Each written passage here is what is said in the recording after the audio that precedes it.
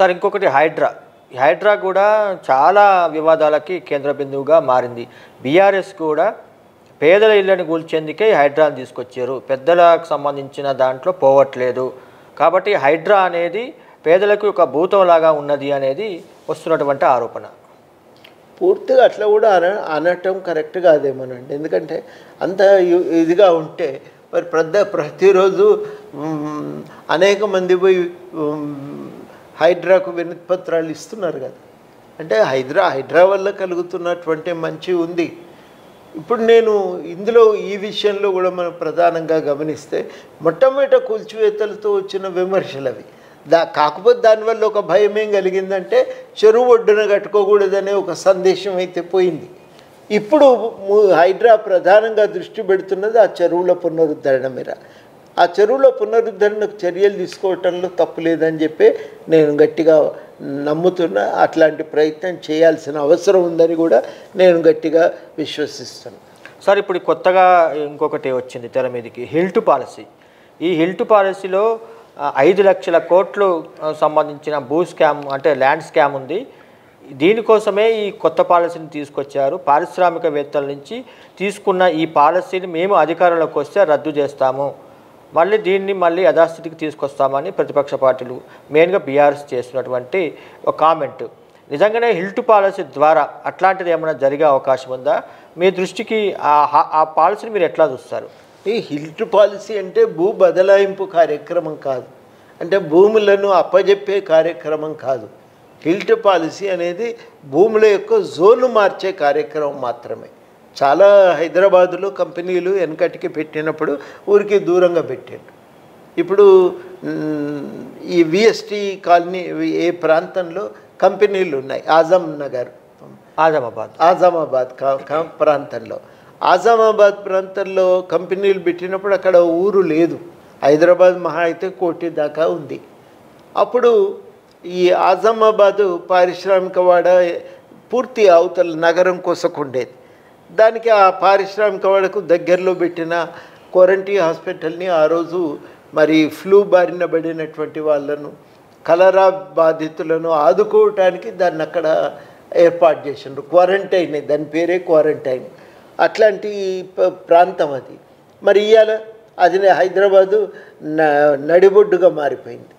హైదరాబాద్ నడిబొడ్డున రావటంతో, నగరం విస్తరించటంతో ఈ పరిశ్రమలు ఇదే ఒకప్పుడు బాగా మశూచితో లేకపోతే కలరాతో బాధపడుతున్న వాళ్ళను ఉంచడానికి ఈ ఊరికి చివరగా ఏర్పాటు చేసిన క్వారంటైన్ హాస్పిటల్ కూడా ఇలా హైదరాబాద్లో భాగమైంది. ఇవి భాగం కావటము ఒక భాగం.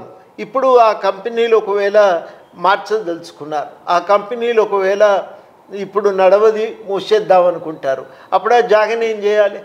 ఇది ప్రశ్న.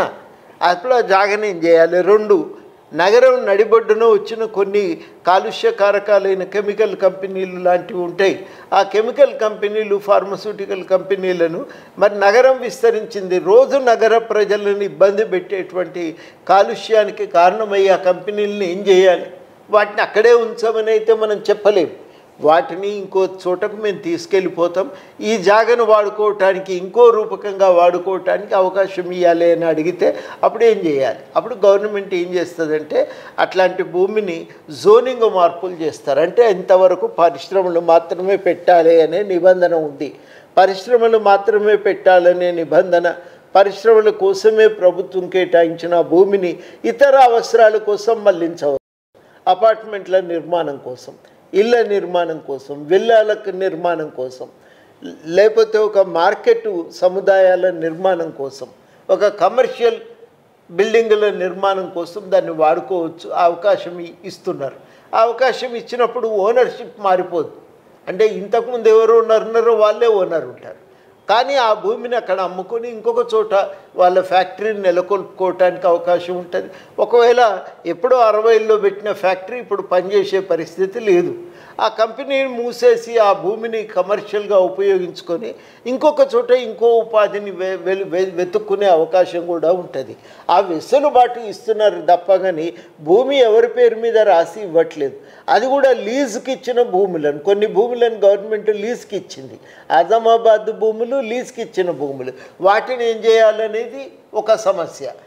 రెండవది పారిశ్రామిక వాడలు, అట్లాంటి చోట్ల ఉన్నటువంటి భూమిని ఆ పారిశ్రామిక వాడలు ఏర్పాటు చేసినటువంటి రోజుల్లో ఆ జాగలను కంపెనీలకు అమ్మిండ్రు. ఇప్పుడు అవి కంపెనీలు ఓనర్లు ఆ జాగకు. మరి ఇప్పుడు ఆ జాగను ఏమన్నా మార్చుకుంటే, అమ్ముకుంటే ఆ లాభం అంతా కూడా ఆ సదరు యజమానికే చెందుతుంది తప్ప అది ఇంకొకరికి పోవటానికి కూడా అవకాశం లేదు. ఇందులో ఏమన్నా ఉంటే ఒకే ఒక విమర్శలు కొంత వాస్తవం కనబడుతున్నది ఏంటంటే, ఇది రేటు కన్వర్షన్కు ఫీజు కట్టాలి, దాని జోన్ కన్వర్షన్కు ఫీజు కట్టాలి. ఆ ఫీజు మరి ఇప్పుడున్న మార్కెట్ రేట్ల కంటే ఫీజు తక్కువగా ఉంది అనేది ఒక సహేతుకమైనటువంటి ఒక మాట. బహుశా దాన్ని దృష్టి పెట్టవచ్చు, సవరించవచ్చు. లేదు గవర్నమెంట్ దాని విషయంలో ఏమన్నా లీగల్ ఇబ్బందులు ఉన్నాయనుకుంటే ఆ లీగల్ ఇబ్బందులను స్పష్టంగా వివరిస్తే అప్పుడు దాని గురించి మనం ఏమన్నా మాట్లాడుకోవటానికి, చర్చించుకోవటానికి అవకాశం కలుగుతుంది. సార్, ఇంకొకటి ప్రధానంగా ఈ కాంగ్రెస్ గవర్నమెంట్ వచ్చిన అంశము బీసీ రిజర్వేషన్. కామారెడ్డి డిక్లరేషన్లో 42% ఇస్తామని చెప్పి హామీ ఇచ్చి ఎన్నికలకు ముందే కాంగ్రెస్ పార్టీ హామీ ఇచ్చింది. ఆ మేరకు ప్రయత్నాలు చేసింది. అంతకుముందు కేసీఆర్ గవర్నమెంట్లో ఉన్న సీలింగ్ 50% మించొద్దన్న సీలింగ్ను కూడా బిల్లుగా మార్చి అసెంబ్లీలో పెట్టి ఆమోదించుకున్నారు. గవర్నర్కి పంపించారు. గవర్నర్ నుంచి ప్రెసిడెంట్ దగ్గర ఉంది, సెంట్రల్ గవర్నమెంట్ దగ్గర ఇష్యూ ఉంది. ఇప్పుడు లోకల్ బాడీ ఎలక్షన్స్ నడుస్తున్నాయి. 42% ఇస్తామన్న కాంగ్రెస్ ఇవ్వలేదు. గతంలో ఇచ్చిన రిజర్వేషన్ల కంటే ఒక 1% ఇంకా తక్కువనే ఉంది అనేది వస్తున్నటువంటి విమర్శ. అటు బీసీ సంఘాలు కూడా దీన్ని కాంగ్రెస్ వైఫల్యం, ప్రభుత్వ వైఫల్యంగానే వాళ్ళు చెప్తున్నారు. అంటే ఈ బీసీ రిజర్వేషన్లు నిజంగానే కాంగ్రెస్ పార్టీ 42% ఇవ్వాలంటే ఏ రకమైన కార్యాచరణ తీసుకోవాలి? ఇటు బీసీ సమాజంలో జరుగుతున్నటువంటి కొన్ని సంఘటనలు చూస్తున్నాం. అట్లాంటి మానసిక స్థైర్యం కోల్పోకుండా ఉండే విధంగా బీసీ సమాజానికి కాంగ్రెస్ పార్టీ నుంచి ఏ రకమైన భరోసా కల్పించాలి? ఇప్పుడైతే రిజర్వేషన్ల విషయంలో ఒక దారి గవర్నమెంట్ కరెక్ట్గానే వేసింది. వాళ్ళు సర్వే జరిపినరు.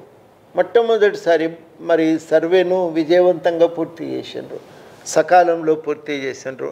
తర్వాత ఏం చేసిండ్రంటే ఆ సర్వే ఆధారంగా వచ్చిన రిజల్ట్స్ను ఒక నిపుణుల కమిటీకి అప్పచెప్తే వాళ్ళు మొత్తం విశ్లేషణ చేసి వాళ్ళు ఒక నివేదిక ఇచ్చిండ్రు. మొత్తం సమాచారాన్ని దృష్టిలో పెట్టుకొని ఇవాళ గవర్నమెంట్ రిజర్వేషన్లు 42% పెంచడానికి చట్టం చేసింది. ఇక్కడ ఇబ్బంది ఎక్కడ వస్తున్నదంటే గవర్నమెంట్ 42% పెంచడానికి చట్టం చేసింది, కానీ ఆ బిల్లులు ఇవాళ గవర్నర్ దగ్గర మిగిలిపోయినాయి.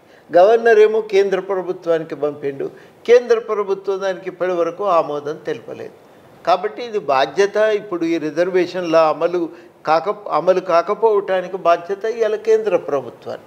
తప్పనిసరిగా ఈ కేంద్ర ప్రభుత్వం మీద ఒత్తిడి పెట్టాల్సిందే. ఆ రిజర్వేషన్లను సాధించుకోవాలి. ఇది ఆలస్యం అవుతున్న కొద్దీ దురదృష్టకరమైన సంఘటనలు రాష్ట్రంలో ఉన్నాయి. మరి ఇలా ప్రభుత్వం చేయవలసింది ఏంటంటే ఒక భరోసా కల్పించాలి. ఇవి అవసరం లేదు, మేము నిలబడి ఉన్నాం, గట్టిగానే కొట్లాడతాం, ఇవి సాధించుకొస్తామనే విశ్వాసాన్ని ఇవాళ ఇక్కడ వాళ్ళు ప్రజలకు కల్పించడం చాలా కీలకమవుతుంది. ఆ పని ఇప్పుడు ప్రభుత్వం సీరియస్గా తీసుకోవాలని చెప్పి నేను భావిస్తున్నా. ఇందులో రాష్ట్ర ప్రభుత్వానికంటే బాధ్యత కేంద్ర ప్రభుత్వానిదే. వాళ్ళు కనుక రాష్ట్ర ప్రభుత్వం 2 చట్టాలు చేసింది. ఒకవైపు రిజర్వేషన్లు పెంచింది, మరొక చట్టం ఏం చేసిందంటే రిజర్వేషన్ల పైన టీఆర్ఎస్ ఉండగా స్థానిక సంస్థల్లో రిజర్వేషన్ల పైన టీఆర్ఎస్ ఉండగా విధించిన సీలింగును వీళ్ళు ఎత్తివేస్తూ ఒక చట్టం తెచ్చింది. ఆ చట్టం కూడా ఇలా అమల్లోకి రాలేదు. ఇందులో ఏది అమల్లోకి వచ్చినా 42% రిజర్వేషన్కు అవకాశం ఉండేది.